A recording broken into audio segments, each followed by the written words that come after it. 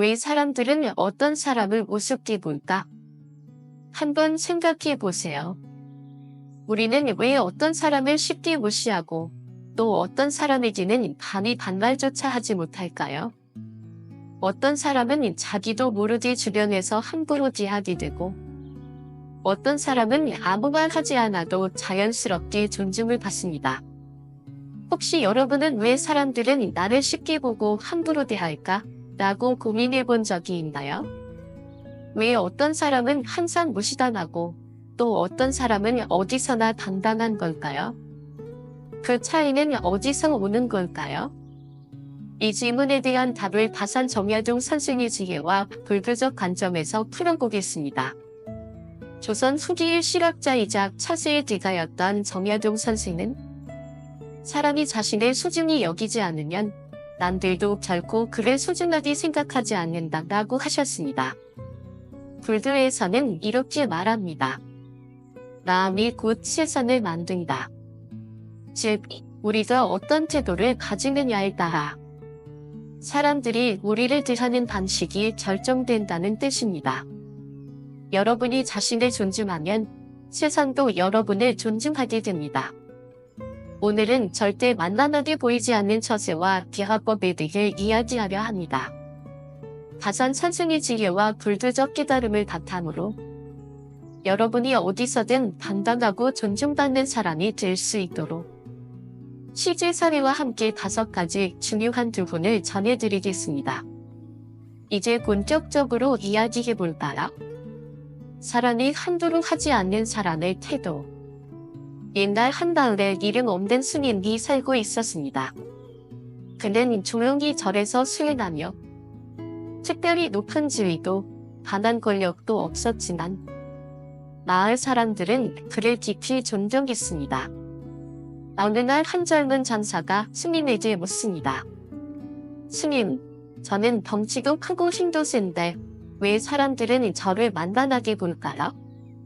스님은 빙그레 웃으며 말했습니다.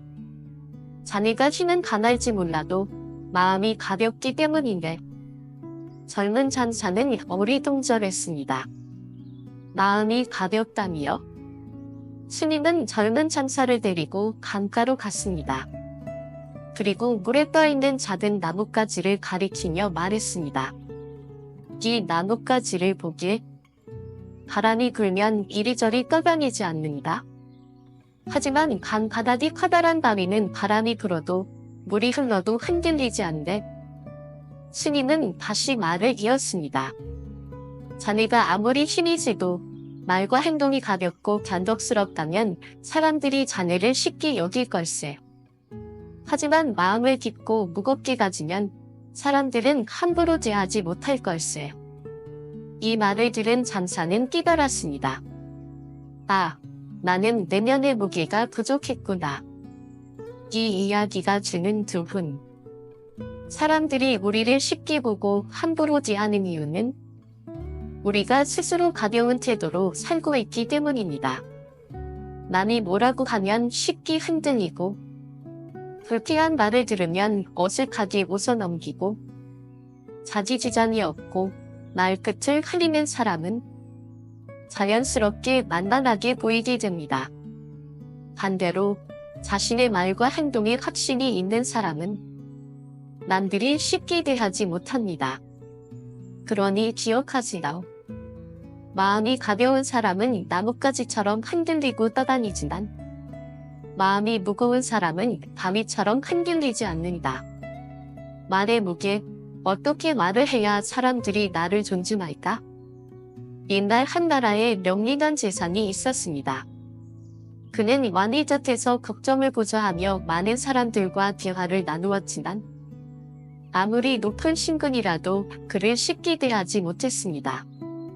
그의 말 한마디에는 묵직한 힘이 있었기 때문입니다. 어느 날 한 신하가 묻습니다. 제사님, 저는 많은 말을 하지만 사람들은 제 말을 가볍게 여깁니다. 반면 제사님은 한마디만 하셔도 모두가 귀를 기울이니 그 차이는 어디서 오는 것입니까? 제사는 미소를 지으며 대답합니다. 그대는 물을 떠난 고기를 본 적이 있는가? 네. 고기요? 고기는 물속에 있을 때는 자유롭게 헤엄치지만 물을 떠나는 순간부터 몸부림치기 시작하지. 신하는 어리둥절한 표정을 지었습니다. 그러자 재산이 설명을 덧붙였습니다. 말도 마찬가지네. 말이 물속에 있을 때는 조용히 힘을 기축하다가 필요한 순간에만 단단하게 내뱉는 것이야. 하지만 쓸데없는 말을 많이 하면 그 말은 물 밖으로 나온 고기처럼 가볍고 무의미해질 뿐이지. 신하는 그제야 깨달았습니다. 저는 너무 많은 말을 해서 제 말의 가치를 스스로 떨어뜨리고 있었군요. 이 이야기가 주는 교훈. 사람들이 여러분의 말을 가볍게 여긴다면 그 이유는 너무 많은 말을 하거나 쓸데없는 말을 하기 때문입니다. 무거운 말은 곧 신뢰입니다. 사람들이 존중하는 말의 3가지 원칙. 말을 많이 하지 말라. 불교에서는 침묵은 금기라는 가르침이 있습니다. 침묵은 곧 스스로를 통제할 줄 아는 사람의 상징입니다. 말이 많으면 실수가 많고 신뢰가 떨어집니다. 꼭 필요한 순간에만 핵심을 말하지라. 말을核심 있게 하라. 말끝을 흐리면 자신감이 없어 보입니다. 예를 들어 제 생각에는 아마도 그런 것 같아요. 이런 말버릇은 상대에게 불확실한 인상을 줍니다. 대신 제 생각은 이렇습니다. 라고 확신을 가지고 말하세요. 남을 깎아내리는 말은 결국 자신을 깎아내린다. 누군가를 험담하면 상대는 그 순간만큼은 동정할지 몰라도 결국 저 사람은 내 험담도 할 수 있겠구나 라고 생각합니다. 남을 깎아내리는 말 대신 차라리 칭찬할 부분을 찾아 말하는 습관을 길러보세요. 실생활 적용. 이렇게 말하면 신뢰를 얻는다. 예시 1. 회사 회의에서 잘못된 일. 5. 저는 잘 모르겠는데 제 생각에는 이 방법이 좋을 것 같아요. 좋은 일. 제 의견은 이렇습니다. 이 방법이 가장 효율적이라고 생각합니다. 예시 2. 친구와의 대화에서 잘못된 일. 그거 좀 별로지 않아? 나는 솔직히 별로야. 좋은 일. 나는 개인적으로 이런 방식이 더 좋다고 생각해. 신뢰받는 말하기는 곧 삶의 무게를 만드는 것이다. 사람들은 말이 많은 사람을 가볍게 봅니다. 반면 필요한 순간에만 핵심을 말하는 사람은 자연스럽게 존중을 받습니다. 내가 한마디를 하면 사람들이 그 말을 무겁게 들을 것인가? 이 질문을 항상 마음에 새기고 여러분의 말의 무게를 가꾸어 나가보세요. 몸가짐이 바로 서야 인생도 바로 산다. 한 왕국에 2명의 장군이 있었습니다. 하나는 카리스마가 넘쳐 군사들이 존경하는 장군이었고 다른 하나는 명령을 내릴 때마다 부하들이 눈치를 보는 장군이었습니다. 어느 날 왕이 두 장군을 불러 물었습니다. 너희는 같은 전장에서 싸우느니라.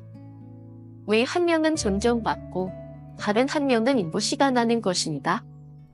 왕이 살펴보니 한 장군은 항상 등을 꼿꼿이 세우고 단단한 자세로 서 있었고 다른 장군은 어깨를 움츠리고 말을 할 때도 자신 없어 보였다. 왕은 말했습니다. 내 몸가짐이 곧 너의 권위이다. 몸가짐이 바른 사람은 함부로 보이지 않는다. 불교에서는 신구의 3업, 신구의 3업이라는 가르침이 있습니다. 즉, 우리의 몸, 신, 말, 구, 생각, 일. 이 3가지가 올바르면 사람들도 우리를 존중한다는 뜻입니다. 이 중에서도 가장 먼저 보이는 것은 몸, 신입니다.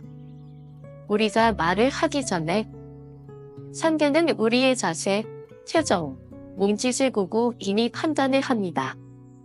어떤 사람이 존중받을까?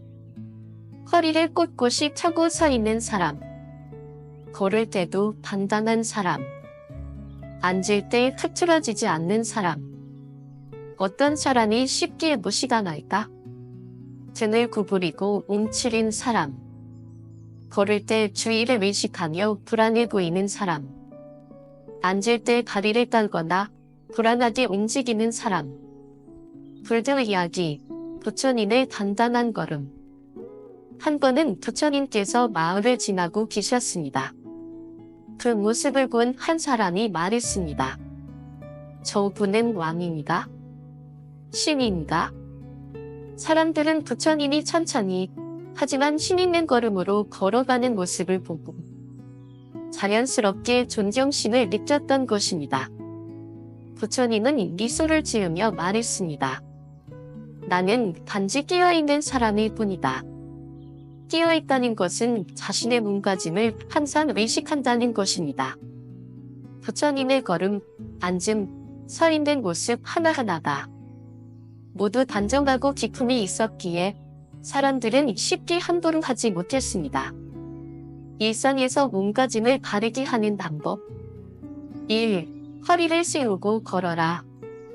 어깨를 펴고 단단한 걸음을 걸어라. 불안하거나 초조하면 걸음걸이가 흔들린다. 2. 앉을 때 자세를 바르게 하라. 앉을 때도 허리를 펴고 안정된 자세를 유지하라. 다리를 떨거나 몸을 계속 움직이면 불안한 인상을 준다.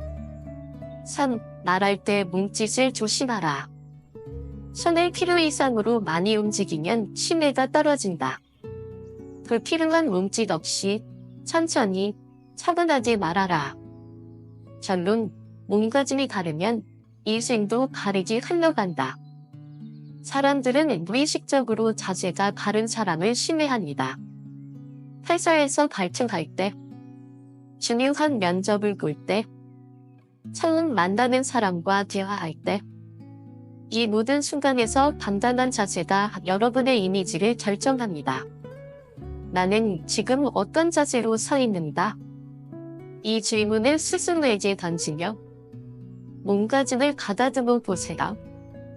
감정을 다스리는 자가 진정한 방자다. 옛날 한 왕국에 2명의 장수가 있었습니다. 하나는 전장에서 용맹했지만 작은 일에도 쉽게 화를 내는 사람이었고, 다른 하나는 차분하고 냉철한 판단력으로 전쟁을 이끄는 사람이었습니다. 어느 날 왕이 두 장수를 불러 물었습니다. 너희 둘 다 용맹하지만 왜 한 사람은 내 신하들과 군사들에게 존경받고 한 사람은 두려움 속에서 외면당하는 것인가? 왕은 지켜보았습니다. 첫 번째 장수는 조금만 자극을 받아도 소리를 지녔고 자신의 감정을 다스리지 못해 부하들이 그를 피하고 있었습니다. 반면 두 번째 장수는 화가 날 만한 상황에서도 눈빛 하나 흐트러지지 않고 조용히 판단을 내렸습니다. 왕은 말했습니다. 감정을 다스리는 자가 진정한 방자다. 감정을 통제하지 못하는 사람은 약해 보인다. 여러분 주변에도 화를 쉽게 내는 사람이 있지 않나요? 그런 사람을 보면 어떤 느낌이 드나요? 처음에는 강해 보일지 모르지만 시간이 지나면 어떨까요? 사람들은 결국 감정적인 사람을 신뢰하지 않습니다. 사람들이 존중하는 사람, 어떤 상황에서도 차분한 태도를 유지하는 사람, 위기가 와도 감정이 휘둘리지 않고 이성적으로 판단하는 사람, 남이 무리하게 행동해도 조용히 대응할 줄 아는 사람, 사람들이 무시하는 사람, 작은 일에도 쉽게 흥분하는 사람, 감정 기복이 심해서 예측할 수 없는 사람, 남이 기분 나쁘게 하면 바로 얼굴에 드러나는 사람. 불교 이야기, 부처님과 욕하는 남자. 어느 날 한 남자가 부처님을 찾아와 화를 내며 욕을 했습니다. 당신은 거짓된 사람이다. 당신의 말은 다 헛소리다. 그런데 부처님은 아무런 반응도 보이지 않았습니다. 오히려 조용한 목소리로 물었습니다. 만약 어떤 사람이 너에게 선물을 주었는다. 내가 그 선물을 받지 않는다면 그 선물은 누구의 것이겠는가? 남자는 대답했습니다. 당연히 그 선물을 준 사람의 것이죠. 부처님은 미소를 지으며 말했습니다. 그렇다면 나는 내가 내게 준 허를 받지 않겠다. 그 말을 들은 남자는 얼굴이 붉어졌습니다. 자신이 얼마나 어리석은 행동을 했는지 깨달았기 때문입니다. 이 이야기가 주는 두 분이 사람이 화를 내면 상대도 같이 흥분하게 됩니다. 하지만 침착하게 대응하면 상대가 스스로를 돌아보게 됩니다. 즉, 화는 상대에게 돌려주어야 합니다. 실생활에서 감정을 다스리는 방법 1. 화가 났을 때는 일단 3초만 참아라. 화를 낼 때 가장 좋은 방법은 입을 다물고 3초를 세는 것입니다. 3초 동안 심호흡을 하면 감정이 차분해집니다. 2. 누군가 무리하게 행동해도 감정을 드러내지 마라. 무례한 사람에게 바로 반응하면 상대는 더 기세등등해집니다. 눈빛 하나로만 불쾌감을 드러내고 말로는 차분하게 대응하세요. 이럴 때 사람들이 저 사람은 쉽게 보이면 안 되겠다 라고 생각합니다. 3. 감정 지복이 심한 사람과는 거리 두기. 화를 자주 내는 사람과 가까이 하면 나도 모르게 그 감정이 휩쓸리게 됩니다. 감정을 통제할 줄 아는 사람들과 어울리면 나도 차분해지고 신뢰받는 사람이 됩니다. 결론, 감정을 다스리는 것이 곧 힘이다. 사람들이 만만하게 보는 사람의 공통점이 있습니다. 바로 감정이 쉽게 드러나는 사람입니다. 화를 낼 때 조용히 낼 줄 아는 사람, 무례한 날에도 쉽게 반응하지 않는 사람, 언제나 차분하고 침착한 태도를 유지하는 사람. 이런 사람이 되면 자연스럽게 존중받고 함부로 대하지 못하는 사람이 됩니다. 나는 지금 내 감정을 컨트롤하고 있는가? 이 질문을 스스로에게 던지면서 감정을 다스리는 연습을 해보시오. 자신을 존중해야 남들도 나를 존중한다. 옛날 한 스님이 깊은 산속에서 수행을 하고 있었습니다. 그를 찾아온 한 청년이 고민을 털어놓았습니다. 스님, 저는 사람들이 저를 쉽게 보고 함부로 대하는 것이 너무 싫습니다. 제가 먼저 잘해주고 친절하게 대하는데도 사람들은 저를 존중하지 않아요. 대체 저는 어떻게 해야 존중받을 수 있을까요? 스님은 미소를 지으며 말했습니다. 그대는 자신의 가치를 어디에 두고 있는가? 청년은 어리둥절한 얼굴로 대답했습니다. 저는 착하게 살고 남을 먼저 배려하려고 노력합니다. 그러자 스님은 조용히 청년에게 오래된 청동잔을 내밀었습니다. 이 잔을 시장에 가서 팔아보게. 잔, 가격은 묻지 말고 사람들이 얼마를 주겠다고 하는지 듣기만 하게. 청년은 시장에 가서 잔을 내밀었습니다. 한상인은 이런 낡은 잔이 무슨 가치가 있다? 뒷면 주지. 다른 장사는 이건 오래돼서 별로 쓸모가 없군. 10년이면 충분하겠어. 청년은 실망한 얼굴로 다시 스님을 찾아갔습니다. 스님, 이 잔을 아무도 귀하게 여기지 않습니다. 그러자 스님은 잔을 가져다가 깨끗이 닦고 뒷나는 곳으로 데려갔습니다. 그곳에는 골동품 시집가가 있었습니다. 그는 잔을 한참 바라보더니 이건 조선 왕실에서 쓰던 귀한 청동잔이다. 나는 이 잔을 만냥에 사겠소. 청년은 놀라서 스님을 바라보았습니다. 스님은 미소 지으며 말했습니다. 너 자신을 한적으로 내던지면 사람들도 너를 싸구려로 취급할 것이다. 하지만 내 가치를 스스로 높이면 세상도 너를 귀하게 여기게 된다. 내 가치를 낮추면 남들도 나를 낮춘다. 이 이야기의 핵심은 내가 나를 대하는 방식이 곧 남들이 나를 대하는 방식이라는 것입니다. 우리는 종종 남들이 나를 어떻게 볼까 늘 걱정하지만 실제로 더 중요한 것은 내가 나를 어떻게 보느냐입니다. 자기 자신을 존중하는 사람의 특징. 자신의 가치를 알고 함부로 자신을 깎아내리지 않는다. 나는 충분히 가치 있는 사람이다 라는 마음을 가진다. 남들에게 인정받으려고 애쓰지 않는다. 자신을 낮추는 사람의 특징. 나는 별거 안다 하며 스스로를 하찮게 여긴다. 사람들에게 잘 보이려고 무조건 희생한다. 남들이 나를 어떻게 대하든 그냥 받아들인다. 불교 이야기. 부처님께서 말씀하신 진정한 귀한 존재. 어느 날 한 남자가 부처님을 찾아와 물었습니다. 부처님, 저는 보잘것없는 사람입니다. 항상 남들에게 무시당하고 아무리 노력해도 존중받지 못합니다. 왜 저는 이런 삶을 살아야 하나요? 부처님은 줄넘기 웃으며 대답하셨습니다. 이 세상에 하찮은 존재는 없다. 내가 스스로를 보잘것없다고 여기는 순간, 그 순간부터 너는 보잘것없는 사람이 된다. 그 남자는 깊이 깨달았습니다. 내가 나를 먼저 인정해야 하는구나. 이 이야기가 주는 교훈. 세상은 여러분이 스스로를 대하는 방식을 그대로 반영합니다. 자신을 소중하게 여기고 존중하면 자연스럽게 남들도 여러분을 존중하게 됩니다. 실생활에서 자기 존중을 키우는 방법. 1. 자신을 깎아내리는 말을 하지 말라. 나는 못해. 나는 운이 없어. 나는 별 볼 일 없어. 이런 말을 하면 할수록 진짜로 그런 사람이 됩니다. 대신 나는 할 수 있다. 나는 소중한 존재다라고 스스로에게 말하세요.